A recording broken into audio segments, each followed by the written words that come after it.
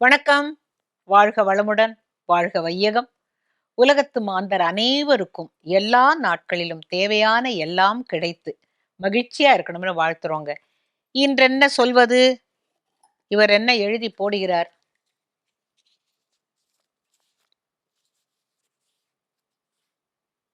ம். ஞானி கதைகள். அப்ப 1 கதை இல்ல 2 கதையா? 3 கதையா? சரி, ஒரு ஞானி கதை சொல்லுவோம். ஞானி அப்படிங்கிறவன் யார்? தன்னை உணர்ந்தவன். நம்ம போல தான் எல்லாரும் பிறக்குறாங்க. ஆனா, நமக்கு சில சமயம் அஞ்ஞானம்ங்கிற ஒரு இருள் வந்து நம்மை மூடும். நாம் யார் அப்படிங்கிறது நமக்கு தெரியாது. ஏதோ பிறந்தோம், வளர்ந்தோம், சாப்பிடுறோம், படிக்கிறோம், கல்யாணம் பண்ணிக்கிறோம், குழந்தைகள் பெறுறோம், அவங்க கல்யாணம் பண்ணிக்கிறாங்க. கஷ்டம், நஷ்டம் எல்லாத்தையும் அனுபவிக்கிறோம். இதுதான் வாழ்க்கை அப்படின்னு நம்ம நினைச்சுட்டு இருக்கோம்.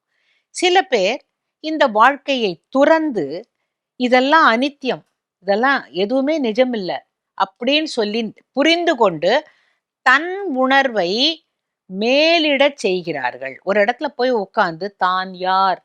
தான் தனக்குள்ள இருக்கிற என்ன அந்த ஒளி அப்படிங்கிறத புரிந்து கொண்டவன் தான் ஞானி. அவர்களுக்கு எல்லாமே கைவரப்பெறும். இப்ப நம்மளாலலாம் எல்லாம் முடியாது. அஷ்டமா சித்தி எல்லாம் ஒண்ணும் வந்துராது நமக்கு. ஏன்னா, நாம இந்த லௌகீக வாழ்க்கையில ரொம்ப மூழ்கி கிடக்கோம். நமக்கெல்லாம் அந்த மாதிரி சித்தி எல்லாம் வரவே வராது. அதுக்கு நாம் ஞானியாக இருக்கணும். அப்படி ஒரு ஞானி இருந்தார். அவர் எப்படின்னு கேட்டாக்க, பிறந்த உடனேவே எல்லாவற்றிலயுமே பற்றில்லாம இருந்த ஒரு ஒரு குழந்தையா இருக்கும் பொழுது அவங்க அப்பா அம்மா எல்லாம் சொல்றாங்க, இவனுக்கு என்ன எதிலயுமே பற்று இல்லைன்னா, அப்பா நான் பிறந்தது இதற்காக அல்லப்பா, எனக்கு வேறு ஏதோ நாட்டம் இருக்கிறது, என்னை விட்டு விடுங்கள்னுட்டு அவன் இளம் வயசுலேயே துறவறம் பூண்டு அவன் போய்விட்டான். அவனுக்கு ஒரு நல்ல குரு கிடைத்தார். எப்பொழுதுமே ஒருத்தன் ஞானி ஆவதும் அஞ்ஞானி ஆறதும் அவனுடைய வாழ்க்கையில அவன் சந்திக்கிற குருவை பொறுத்தது. இந்த குருங்கிறவர் வந்து ஒளி காட்டக்கூடியவர். நீ யார் அப்படிங்கிறத புரிய வைக்கக்கூடியவர் அவர்.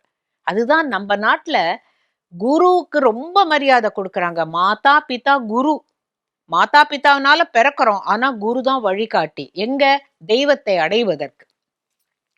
அப்ப இந்த ஞானி ஒரு நாளைக்கு அவர் எப்பொழுதும் ஒரு மரத்தால் ஆன ஒரு பிச்சை பாத்திரம் தான் வச்சுட்டு இருப்பாராம்.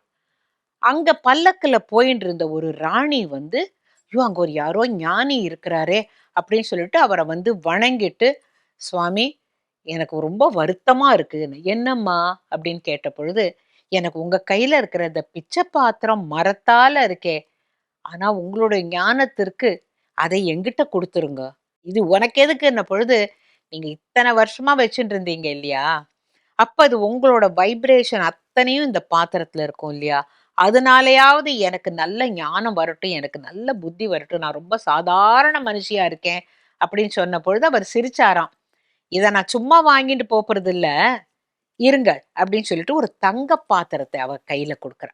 குடுத்து சுவாமி நீங்க இத வச்சுக்கணும்.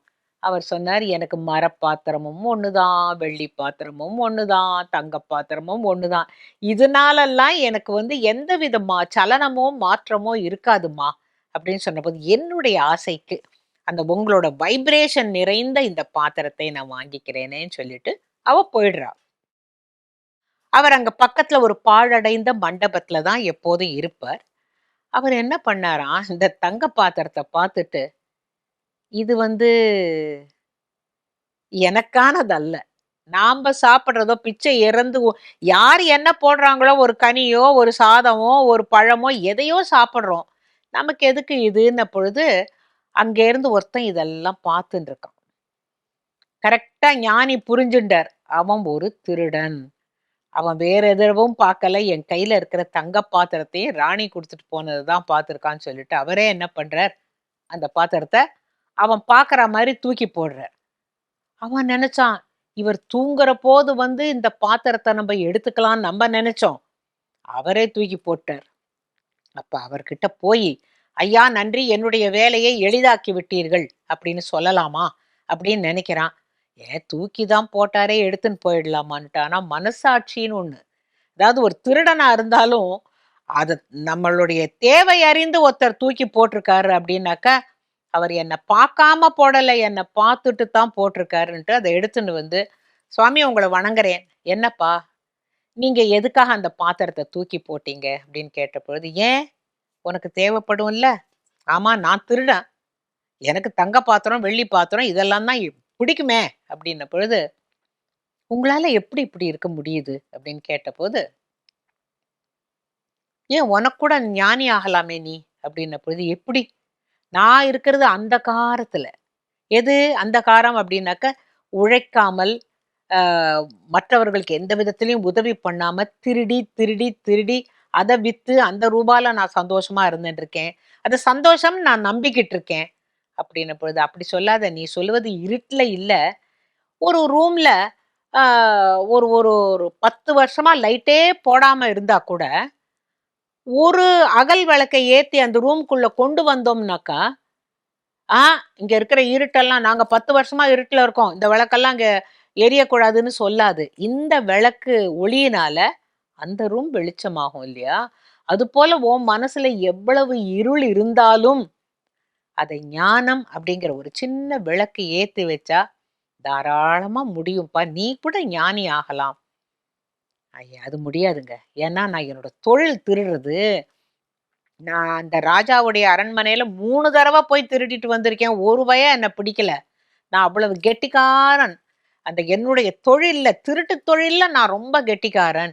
சுவடுகளே வைக்காம நான் வந்துருவேன். அப்படின்ன பொழுது, சரி. உனக்கு அப்ப ஞானி ஆக வேண்டாமா? இல்ல நான் திருடனாவே இருக்கேன். ஆனா எனக்கு ஞானி ஆகணும்னு ஆசையா இருக்கு. அப்படின்ன பொழுது, சரி.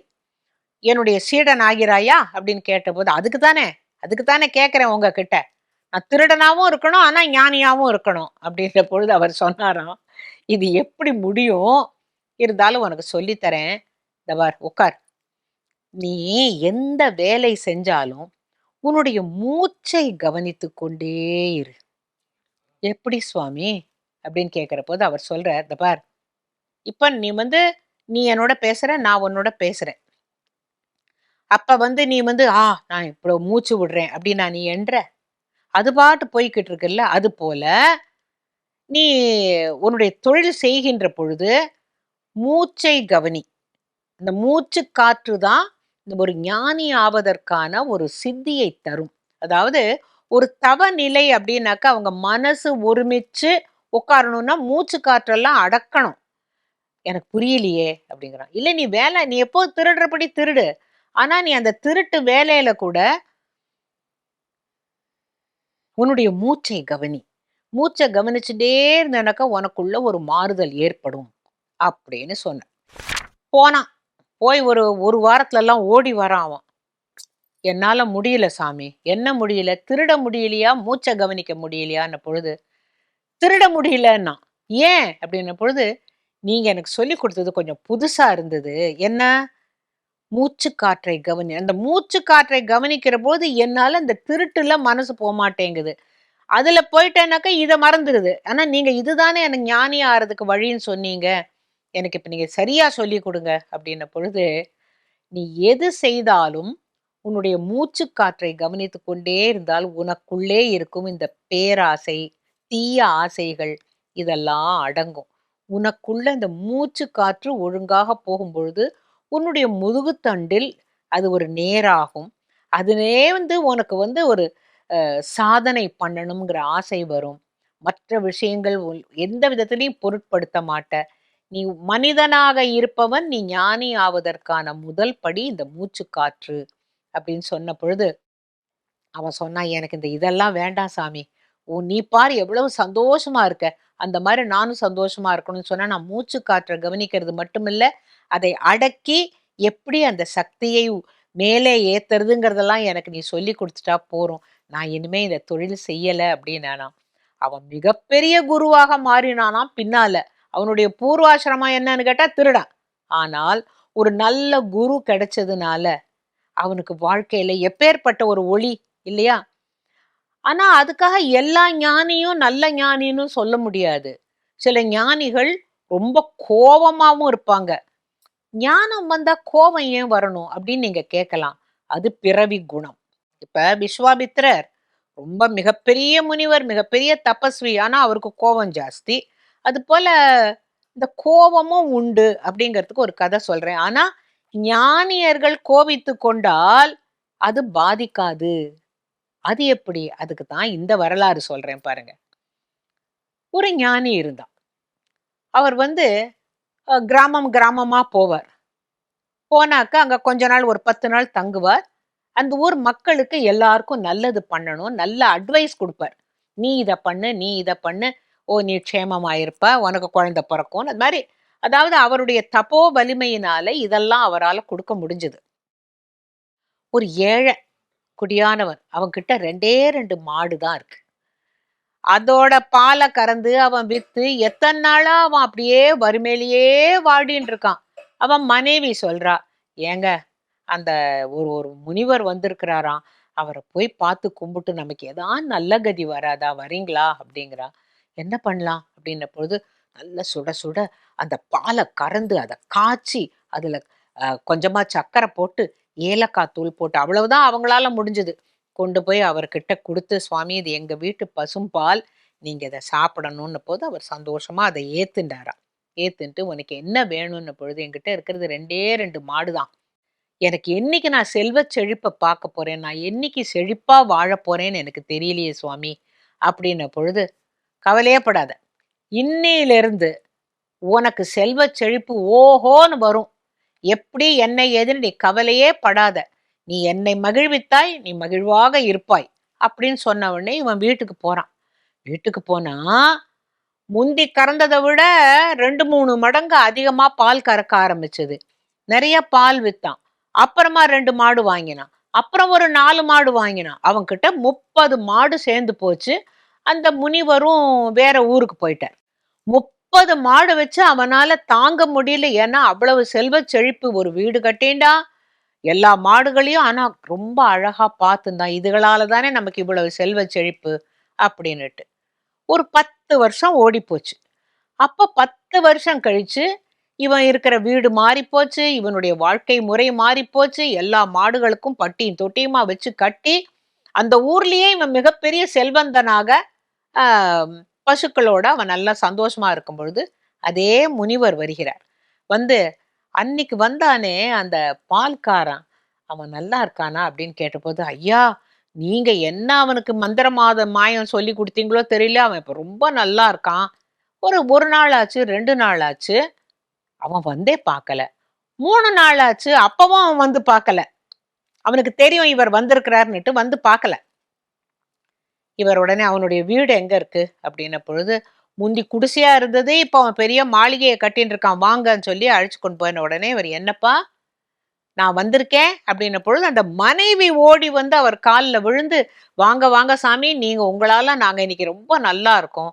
அவன் எங்க?" அப்படின்னு கேட்டபோது, "மாடெல்லாம் குளிப்பாட்டிக்கிட்டு இருக்காரு. இதோ வந்துருவாரு, இதோ வந்துருவாரு" அப்படின்னா, கொஞ்ச நேரம் உட்கார்ந்து பார்த்தார். அவ குடுத்த பழத்த சாப்பிட்டார். அவன் வரவே இல்ல. இவருக்கு வந்ததே பாரு கோபம். என்னுடைய ஆசீர்வாதத்தினால் அவன் இவ்வளவு பெரிய இவனா வந்தான். இப்ப எத்தன மாடு இருக்கு? அப்படின்னு. ஞானியா இருந்தா கூட கோபம் வருது பாருங்க. இப்ப 30 மாடு இருக்குங்க. எல்லாம் நல்லா பால் குடுக்குதுங்க. கன்னுக்குட்டிகள்லாம் இருக்குங்க. அப்படின்னு சொன்ன பொழுது, இன்னைக்கு நான் உனக்கு சொல்றேன். அவன் தலையில எழுதினது அதே 2 மாடு தான் என்னைக்கும் போ அப்படின்னுடுறார். அதுக்குள்ள அவன் ஓடி வந்து இவர் கால்ல விழறான். "சாமி, நான் மாடுக்கு குளிப்பாட்டிட்டு இருந்தேன். நீங்க நம்ப வீட்ல கொஞ்ச நேரமா நீ இருக்கலாமே" அப்படின்னபோது, "வேண்டாம், வேண்டாம். நீ ஓடி வந்து என் கால்ல விழுந்து உடனே நீ நமஸ்காரம் பண்ணியிருக்க வேண்டாமா? நீ எந்த நிலைமையில என்கிட்ட வந்த? இன்னைக்கு 30 மாடு வச்சிருக்கேங்கிற? உன் தலையில இழுத்து அந்த அதே மாடு தான் உனக்கு எப்போதும் 2 தான் போ" அப்படின்னு சொல்லி நான் சபிச்சுட்டேன். என்னால இனிமே மாத்திக்க முடியாது அப்படிங்கிறான். மண்ணாடி பார்க்கறான். அப்ப கூட அவன் வந்து, "இல்ல போ" அப்படின்னு சொல்லிட்டு அவர் கோவிச்சுட்டு போயிடுறார். இந்த மனைவி ரொம்ப அழறா. "என்னங்க இப்படி பண்ணிட்டீங்க? கூப்பிட்ட உடனே வர வேண்டாமா? அப்ப மாடுக்கெல்லாம் அப்புறம் குளிப்பாட்டிடலாம்லன்னு." "இல்லப்பா, அதுங்களுக்கெல்லாம் முதுகு தேய்ச்சு விட்டுட்டு இருந்தேன். இதோ முடிச்சிடலாம், இதோ முடிச்சிடலான்னுட்டு." அவருக்கு சித்த நேரம் உட்கார்ந்து இருக்கலாம்ல அப்படின்னு. 2 பேரும் கொஞ்சம் வருத்தமா அந்த முனிவர் போன பிறகு கொல்லை பக்கம் போய் பார்த்தா, அவர் என்ன சாபம் போட்டார்? 30 மாடு இல்ல. 2டே மாடு நிக்கிறது. அப்ப அந்த மனைவி சொல்றா, "என்னங்க உங்களால இவ்வளவு செல்வ செழிப்பா இருந்தோம்." இருங்க, இருங்க. அவர் என்ன சொன்னார்? "உன் தலையில எழுத்து 2 மாடு தான் எண்ணிக்கும்." அப்படின்னாருல்ல. "நீங்க முதல்ல இந்த 2 மாடையும் கொண்டு போய் சந்தையில வித்துட்டு வாங்க." அப்படிங்கிறான். "உனக்கு என்ன பைத்தியமா? இந்த மாடையும் வித்துட்டு நம்ம என்ன பண்ணுவோம்?" அப்படின்னபோது, "சந்தையில போய் வித்துட்டு வாங்க." அப்படிங்கிறா. இது நல்ல புஷ்டியா வளர்ந்திருந்ததுனால, அந்த 2 மாடும் போய் சந்தையில வித்துட்டு, நெறைய பணம் கிடைச்சது. வீட்டுக்கு வரான்.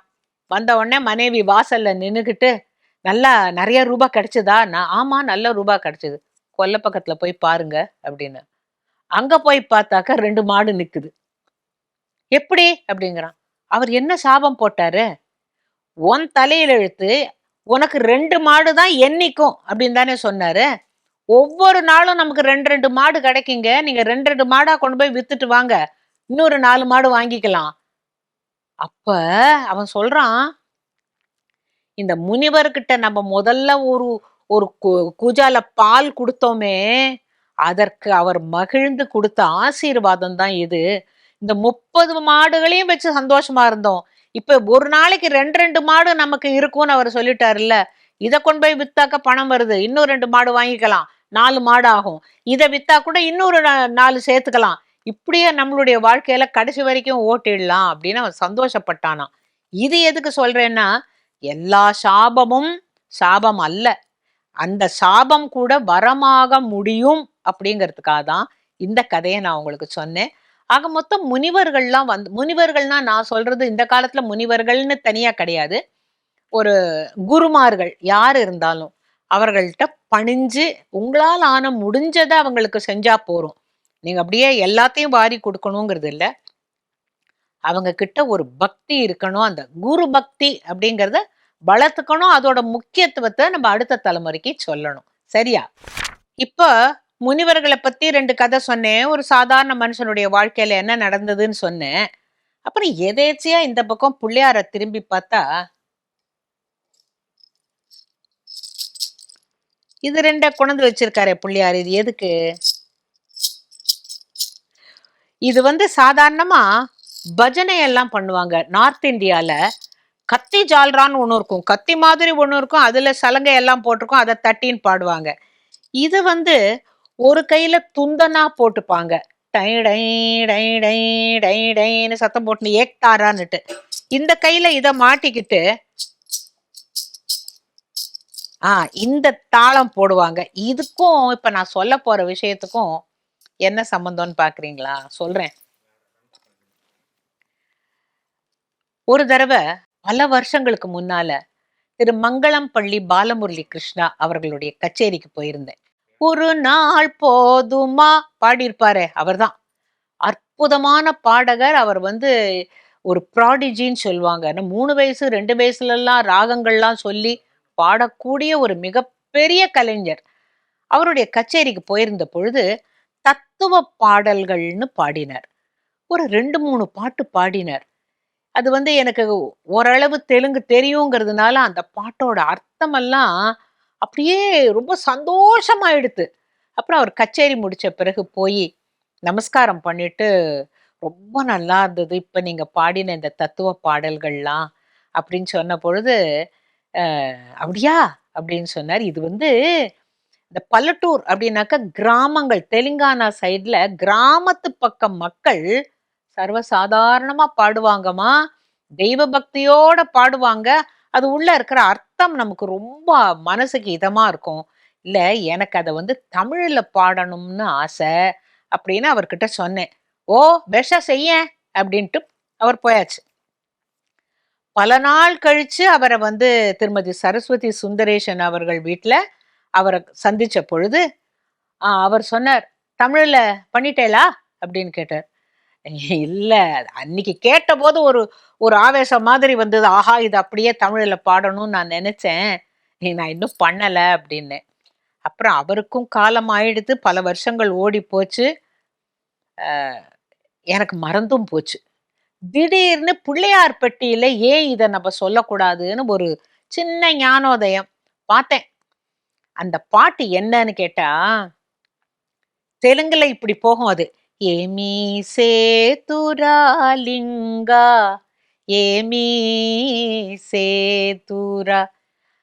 சரி, இது அப்படியே தமிழ்ல மனசுல பண்ணிட்டேன். உள்ள என்ன கதை அப்படின்னு கேட்டாக்கா, ஒரு பக்தன், சிவபக்தன் என்ன நினைக்கிறானா, ஐயோ! சுவாமிக்கு சுத்தமான எல்லா பொருட்களையும் கொண்டு போயி, அபிஷேகம் பண்ணி, அர்ச்சனை பண்ணி, ஆனந்தமா இருக்கணும் அப்படின்னு அவன் நினைச்சானாம்.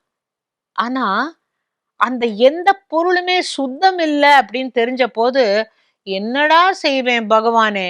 நான் உனக்கு வந்து சுத்தமான சில விஷயம் எல்லாம் அர்ப்பணிக்கணும்னு நினைக்கிறேன். ஆனா அது சுத்தம் இல்லைங்கிறாங்களேப்பா! அப்படின்ன பொழுது, என்னெல்லாம் சுத்தமான விஷயம்? கங்கை தண்ணீர், பசும்பால், தும்பைப்பூ, செடியிலேருந்து பறிச்ச தும்பைப்பூ, நல்ல மலர்கள், இதெல்லாம் சிவனுக்கு போட்டாக்கா ரொம்ப விசேஷம் இல்லையா? இதத்தான் அவன் வந்து அந்த பாட்டுல அந்த ஒரு கிராமத்தான் எப்படி பாடியிருந்தாங்கிறத அவர் பாடினத நான் ஓரளவு தமிழாக்கம் பண்ணியிருக்கேன். உங்களுக்கு பிடிச்சா கேளுங்கோ, இல்லன்னா நீங்க இனிமே பாடாதேன்னு சொல்லிடுங்கோ. இல்ல அப்பவும் பாடுவேன், வேற விஷயம். என்ன செய்வேன் சுவாமி, என்ன செய்வேன், என்ன செய்வேன் ஈஷா, என்ன செய்வேன், கங்கை நீரை கொண்டு உனக்கு அபிஷேகம் செய்வோம் என்றால், கங்கை நீரை கொண்டு உனக்கு அபிஷேகம் செய்வோம் என்றால், கங்கை நீரின் மீனும் தவளையும் எங்கள் எச்சில் எங்குதெலிங்கா, மாதேவமூர்த்தி மகானுபாவா, மாதேவ சம்போ. ஓ, என்ன செய்வேன் லிங்கா, ஏது செய்வேன், பசும்பாலை கறந்து உனக்கு அபிஷேகம் செய்வோம் என்றால்,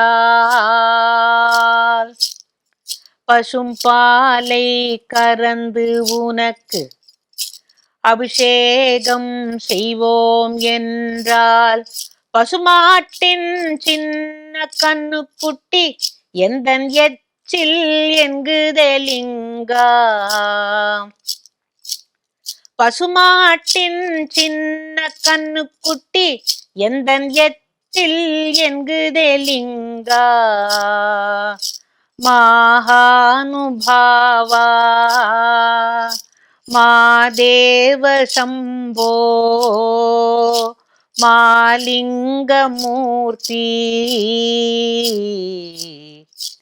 என்ன செய்வேன் ஈஷா, ஏது செய்வேன்,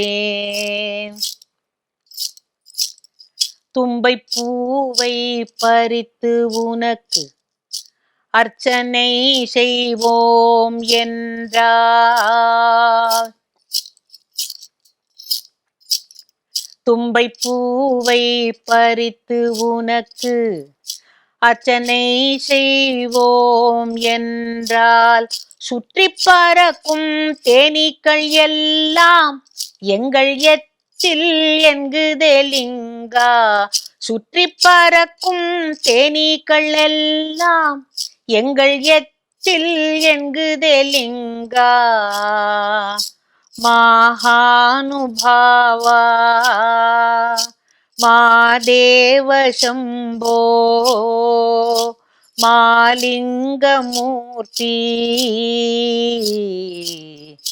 என்ன செய்வேன் ஈஷா, ஏது செய்வேன், என்ன செய்வேன் ஈஷா, ஏது செய்வேன், ஏது செய்வேன். இந்த பாட்டு எனக்கு ஏன் ரொம்ப பிடிச்சதுன்னா, நாம நினைக்கிறோம் கங்கை தண்ணீரை எடுத்து சிவனுக்கு அபிஷேகம் பண்ணணும்னு. எப்படி ஒரு கிராமத்தானுக்கு மனசுல என்ன தோணி இருக்கு? ஐயா, அங்கல இருக்கிற தவளையும் மீனும் எங்களோட எச்சில், அதென்ன நீ சுத்தங்கிற அப்படின்னு சொல்றதுன்னு ஒரு பட்டிக்காட்டான் சொல்றான். அதே போல பசுமாடு பாலை கறந்து அர்ச்சனை அபிஷேகம் பண்ணலான்னா அந்த கண்ணுக்குட்டி சொல்றதான், ஐயா நான் இப்பதான் எச்ச பண்ணிட்டு வந்தேன் அப்படிங்கிறதாம். அதே போல தும்பப்பூவை பறிச்சு அப்படியே முதல்ல சுவாமிக்கு போடலான்னாக்கா அங்க இருக்கிற தேனீக்கள்லாம் சொல்றதாம், இது அத்தனையும் எங்களோட எச்சில் அப்படின்னு. அப்ப எச்சில் இல்லாத தூய்மையானது எது? நம்மளுடைய மனசு மட்டும்தான் தூய்மையாக இருக்க முடியும், இருக்க வேண்டும். அப்படிங்கிற இந்த இந்த பாட்டை தெலுங்குல நான் கேட்டு என்னால முடிஞ்ச அளவுக்கு தமிழாக்கம் பண்ணியிருக்கேன். கூடவே இன்னும் 2 பாட்டும் தமிழாக்கம் பண்ணியிருக்கேன். இந்த பாட்டு பிடிச்சிருந்தா எழுதி போடுங்க. அடுத்த 2 பாட்டெல்லாம் அடுத்த பிள்ளையார் பட்டியல எல்லாம் பாடிடுறேன். ஆக மொத்தம் இறைவனுக்கு நாம எந்த பொருளை அர்ப்பணித்தாலும் அதைவிட தூய்மையானது நம்மளுடைய மனசு இருக்கணும்.